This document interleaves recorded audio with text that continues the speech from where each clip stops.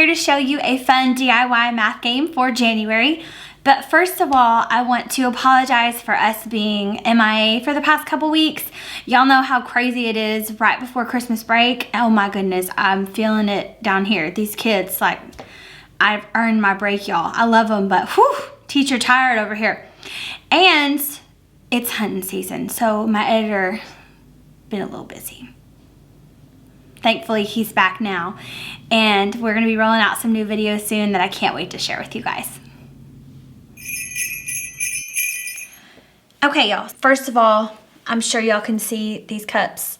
I laid a few down here so you can see the numbers. They all have numbers written on them. Hopefully that helps you. I just call these cups, they're technically beer steins if you look for these on Amazon or you find them at the dollar store. I think I found these on Amazon years ago. If you look up like mini plastic beer steins, you will find them. Just don't tell your kids that's what they are.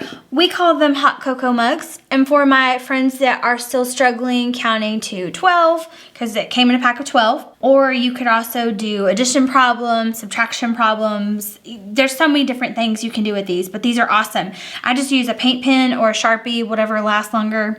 I found that the paint pen scratches off. That was not the best idea, so I like the Sharpies. And then I found mini white pom-poms at Michael's, Hobby Lobby, any craft store. And to help with some of my kids' fine motor, we'll use kid tweezers. I got these from Lakeshore. And we will just pick them up, and they would put 11 in this one, or, you know, do, like I said, do an addition problem, whatever it is you need them to do.